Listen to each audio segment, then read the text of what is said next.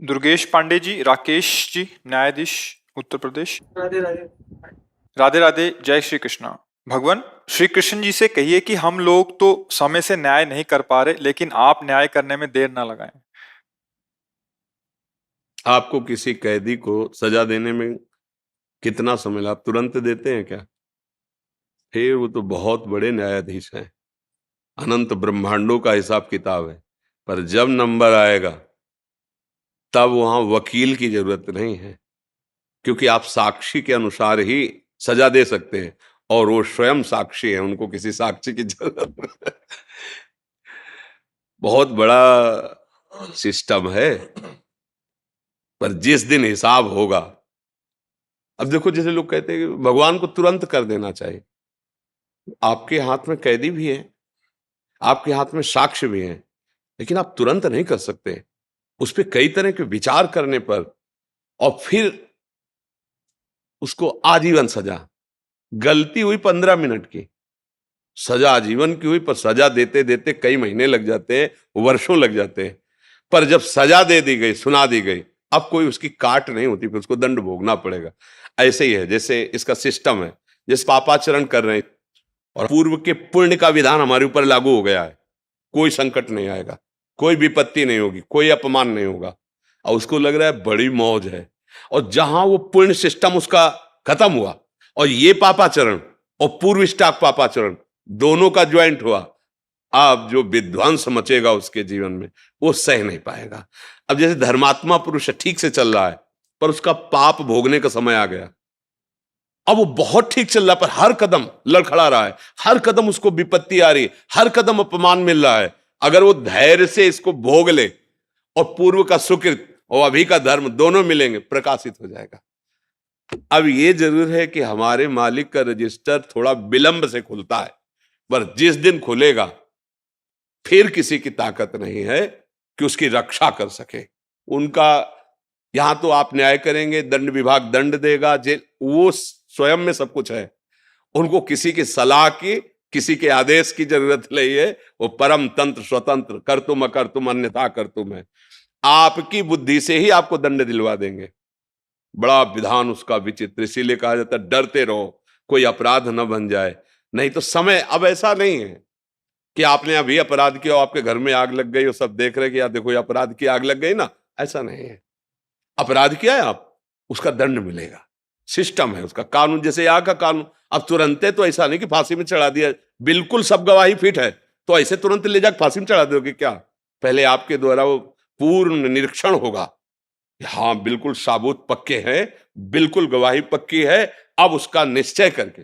इसीलिए कई जन बैठते हैं, कई अदालतों का स्वरूप भी है, इससे ऊपर फिर इससे ऊपर फिर, मतलब उसको बिल्कुल निश्चित अपराधी को दंड मिलना चाहिए, और जो अपराधी नहीं है उसको मुक्त करना चाहिए। इसके लिए बड़ा विधान। अच्छा, यहां तो धोखा भी हो सकता है, साक्ष्य गलत उपस्थित कर सकते हैं, और आपने देखा है नहीं साक्ष्य के अनुसार ही लेकिन वो तो साक्षी है, वो स्वयं साक्षी है, वो सबके हृदय में बैठा हुआ देख रहा है। पर यह जरूर है कि रजिस्टर थोड़ा विलंब खुलता है, क्योंकि ऑफिस बहुत बड़ी है, अनंत ब्रह्मांडों का हिसाब किताब है। तो इसलिए उनसे कहने की जरूरत नहीं है, वो आपकी भी बुद्धि में बैठे हुए हैं और चराचर जगत की बुद्धि में।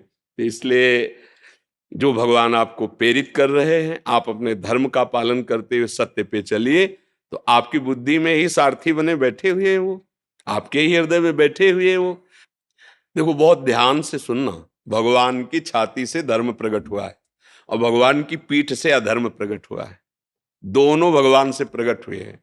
और ये सृष्टि क्रम है। बोले भगवान ने अधर्म रचा ही क्यों? दिन है तो रात है, स्तुति है तो निंदा, इसी को तो माया भगवान ने रचा, इसी को खेल रचा है। अब जीतो, निगेटिव पॉजिटिव दोनों रच दिए, अब किस पे चलते हो? सुमति कुमति दोनों रच दिए, धर्म अधर्म दोनों। खेल तो तभी होगा ना, विपक्ष ना हो तो खेल कैसा? तो ये खेल है जगत, इसमें दो पार्ट रखे गए। आप किधर चलना चाहते हो? एक पक्ष अधर्म का है, और दोनों उन्हीं के हैं। और कभी अधर्म को बलवान बना देते हैं और कभी धर्म को बलवान बना देते हैं, ये उनका खेल चलता रहता है। भला उस ईश्वर के खिलाफ कोई एक कदम रख सकता है? नहीं। अब जैसे कहते कि भगवान भी चाहते हैं, नहीं, भगवान ने दो पावर दिए, दो पावर दे दी, एक अधर्म को और एक धर्म को। अब आप किसको स्वीकार करके चलते हो? देखो, जो दुनिया को दुख पहुंचा रहे हैं उनके भी बहुत अनुयायी हैं, और जो दुनिया को सुख पहुंचा रहे हैं उनके भी बहुत अनुयायी है। ये दोनों अनुयायियों भेजता कौन है? इन दोनों को पावर कौन दे? ये सारा खेल बस ये, या रहस्य रघुनाथ कर बेग न जाने कोई, जो जाने रघुपति कृपा तो सपने मोह न होए। अपने कर्तव्य का पालन करो। तुम्हें इस संसार रूपी नौटंकी में कौन सा स्वांग दिया गया है उसको देख लीजिए। जगन नाटक वैभवा, गोपाल शास्त्र नाम में ये जगन नाटक भगवान का वैभव प्रकाशित, तुम्हें स्वांग क्या दिया गया है? जज का। तो जितना तुम्हें ज्ञान दिया है उसके अनुसार तुम्हें न्याय करना, ये भगवान की पूजा होगी।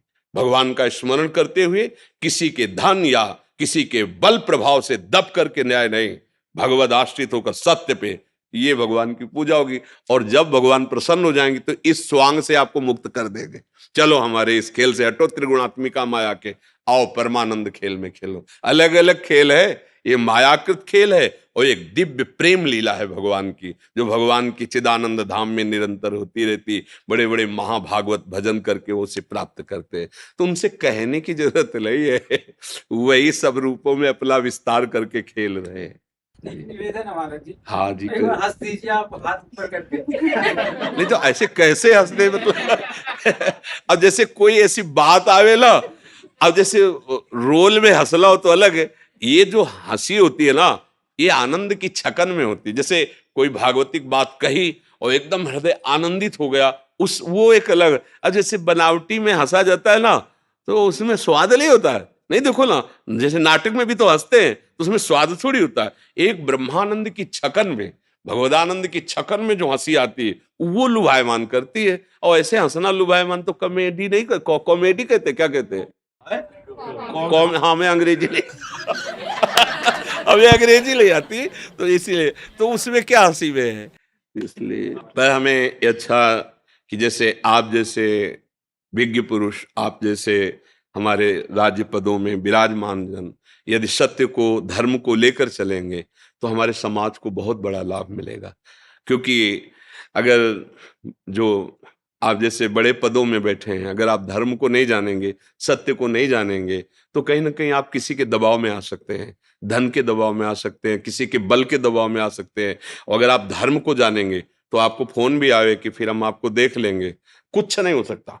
हरि का भरोसा हो, पक्का कहते हो, सत्य पे चल रहा हो तो कोई कुछ नहीं कर सकता। बिल्कुल नहीं डरना चाहिए।